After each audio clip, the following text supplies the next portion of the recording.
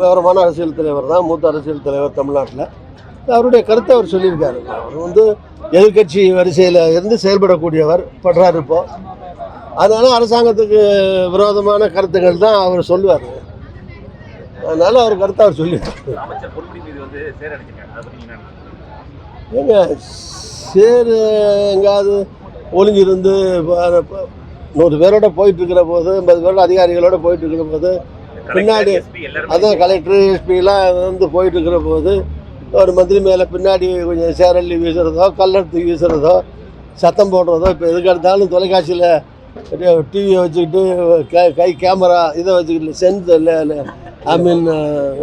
செல்லை வச்சுக்கிட்டு நீங்கள் எம்எல்ஏ எம்பி மந்திரிகள் யாராவது போனால் திரும்பி பார்த்தா கேள்வி கேட்டால் பேசாமல் இருந்தால் பத்திரிகையாளர் மடக்கினார் அமைதியாக நிற்கிறாங்க, பார்த்தாருன்னா கோவமாக பார்த்தாருப்பாங்க. இது மாதிரி எல்லா செயலையும் அணுவாக விமர்சிக்கிற காலம் இது. அதனால் பின்னாடி இருந்து யாராவது சேர்த்தள்ளி வீசுறதுன்னு பெரிய வீர வேலையாது. அதுக்கு முன்னாடி கூட இல்லை, எவனோ பின்னாடி இருந்து ஆம்பளையோ பொம்பளையோ தூக்கி போகிறவங்க மேலே யார் மேலே வேணாலும் யாரும் போடலாமே. அதில் என்ன வீர சாகசம் என்ன இருக்காது? அதெல்லாம் வந்து சரி, மக்களுக்கு பாதிப்புக்கு மந்திரி பார்க்க வராரு. நீங்கள் வந்து குறை சொல்லலாம், நீங்கள் அவங்கள்ட்ட வந்து ஆர்கியூ பண்ணலாம், பேசலாம், குறை சொல்லலாம், இதை செய்யுங்கன்னு சொல்லலாம், கூடுதல் செய்யுங்கன்னு சொல்லலாம். சேத்தள்ளி இறைக்கிறதுனால வாயில் சேத்தள்ளி இறைச்சாலும் சரி தான், கையில் சேத்தள்ளி இறைச்சாலும் சரி தான், 2 நாளையும் எந்த நன்மையும் ஏற்பட போகிறதில்ல, பிரயோஜனம் போகிறதில்லை. பத்திரிகையில் ஊடகங்கள்லான ஒரு ஷார்ட்டு வரும், அதுவும் யார் எரிஞ்சாருன்னே தெரியாது.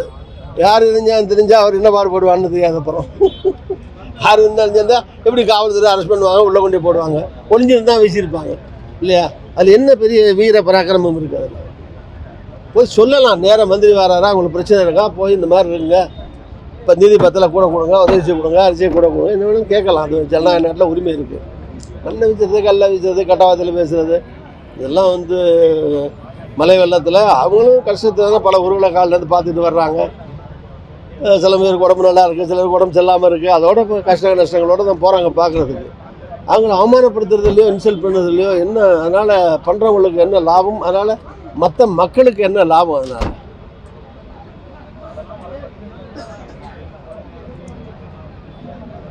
இந்த மாவட்டத்தில் அவர் ஒரு சின்ன எம்ஜிஆர்னு சொல்லுவாங்க. ஆமாம், சொந்தமாக அவர் வந்து காசு இருக்கா இல்லையாங்கிறத கூட பிரச்சனை இல்லை.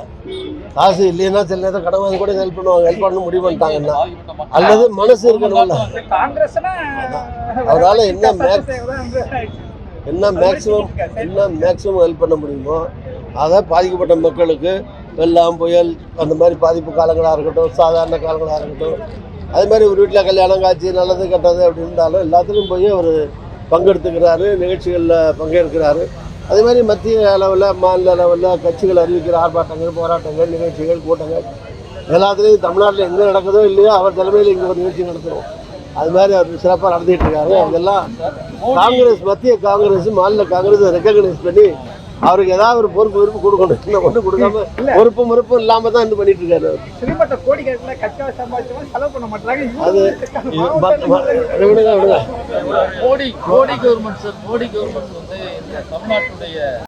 மழை வெள்ளம் இத்தனை நாளாச்சு, நேரம் ஏதாவது ஒரு குழு, ஒரு டீம் வந்து பாதிக்கப்பட்ட பகுதியில் வந்து பார்த்துருக்கணும்ல. அது மாநில அரசு கேட்டு தான் வரணும்னு அவசியம் கிடையாது. மத்திய அரசு என்ன சொல்லிட்டா இருக்காங்க, முடிச்சுதான் இருக்காங்க. இப்போ பாதிக்கப்பட்ட மாவட்டங்களுக்கு அமைச்சர்களோ அல்லது உயர்மட்ட அதிகாரிகளோ வந்து பார்க்குறது, குறைஞ்சபட்சம் விமானத்துலையாவது ஹெலிகாப்டர்லையாவது வந்து சுற்றி பார்த்து அங்கே இருக்கிற அதிகாரிகளோட, அந்தந்த மாவட்டத்தில் இருக்கிற உயர்மட்ட அதிகாரிகள் அமைச்சர்களோட கலந்து பேசி என்ன நிவாரணம் வழங்கணும், என்ன உதவி பண்ணுங்கிறத கேட்டு அறிஞ்சு அது மாதிரி மேலே ரெக்கமெண்ட் பண்ணி உதவி செய்யணும். அதுதானே மத்திய அரசாங்கம் இருக்குது. இந்த மாதிரி எல்லாத்துலேயும் மித்திரமாக இருக்கிறது, உண்மை செய்யாமல் இருக்கிறது உண்மையிலே வருந்துவதற்குரியது, கண்டனத்திற்குரியது. என்ன புதுசாக சொல்லிட்டாரு எதிர்கட்சி தலைவர், அப்படி தான் சொல்லுவார். எதிர்கட்சி தலைவர் அரசாங்கத்தை பாராட்ட வச்சுருவார். அரசாங்கம் அவர் சார்பில் இல்லை, மற்ற கட்சிகள் இப்போ நாங்களும் தான் கேட்குறோம்ல, நிறைய குறைகளை சொல்கிற மாதிரி எதிர்கட்சி தலைவர்கிற மாதிரிலாம் கொஞ்சம் ஜாஸ்தியாக சொல்லுவார். அது அவருடைய கடமை. அது தமிழ்நாடு பூராவே அந்த மாதிரி மக்கள் அதான் பாதிக்கப்பட்ட பகுதிகளில் வெள்ளம் புயல் வரும், பாதிப்பு வரும். இந்த பக்கத்தில் அது கரையை கிடக்கும், இந்த ஏரியா பாதிக்கும், அந்த ஏரியா பாதிக்கும். விளம்பரம் வந்ததுனால கடலோர பகுதியில் மீனவர்கள்லாம் வந்து வேலைக்கு போகலை. விவசாய பகுதிகளில் வந்து விவசாயிகள் வேலைக்கு போக முடியலை. ஸோ இது மாதிரி இருக்கிறதெல்லாம் கணக்கில் கொண்டு அவங்களுக்கும் உதவி செய்யணும். அதுக்கப்புறம்னா தண்ணி வந்து வீட்டை காலி பண்ணியோ, அங்கே யாராவது ஆடு மாடு அடிச்சுக்கிட்டு போயோ, இல்லை செத்தோ, இல்லை பாதிப்பு வந்தால் தான் உதவி பண்ணணும்னு கிடையாது. கடலுக்கு பக்கத்தில் கடலுக்கு பக்கத்தில் இருக்கிற கடலூர் வடிகால் பகுதி மாதிரி எங்கே பெஞ்சாலும் கடைசியாக உங்கள் ஊர் வழியாக தான் கடலுக்குள்ளே போகணும். பாதிப்பு ஜாஸ்தி ஆகுது. ஒவ்வொரு புயல்லையும் இங்கே இருக்கிற மக்கள் பெருசாக பாதிக்கப்படுறாங்க. அதுக்கு நிரந்தர தீர்வு காணுவதற்கும் அரசாங்கம் நடவடிக்கை எடுக்கணும். அதே நேரத்தில் பாதிக்கப்பட்ட மக்களுக்கும் விழுப்புரத்தில் கொடுத்ததை வானான்னு சொல்ல, நீங்களும் வானான்னு சொல்ல மாட்டீங்க. அங்கே கொடுத்த மாதிரி இங்கேயும் எல்லா மக்களுக்கும் பாதிக்கப்பட்ட மக்கள், வேலைவாய்ப்பு இல்லாமல் இருந்த மக்கள் எல்லாத்தையும் ஒரு கருணை அடிப்படையில் நீங்கள் எல்லாம் தினம் புயல் வர்றதில்லை. இப்போது 5 வருஷம் 10 வருஷம் கழித்து இந்த பாதிப்பு வர்றபோது பாதிப்புக்குள்ளான மக்களுக்கு அரசாங்கம் தாராள மனத்தோடு தாய் உள்ளத்தோடு கருணை அடிப்படையில் எல்லாருக்கும் 2000 கொடுக்குறல ஒன்றும் அரசாங்கம் பலவீனமாகிடாது. அந்த மாதிரி கணிசமாக உதவி செய்ய வேண்டும் என்கிற கோரிக்கை நியாயமானது. பாதகம் செய்பவரை கண்டால் நாம் பயங்கொள்ளலாகாது பாப்பா, மோதி மிதித்து விடு பாப்பா, அவர் முகத்தில் உமிழ்ந்து விடு பாப்பா. அண்மை செய்திகளை உடனுக்குடன் தெரிந்து கொள்ள இணைந்திருங்கள் இயம்நாடு தொலைக்காட்சியுடன்.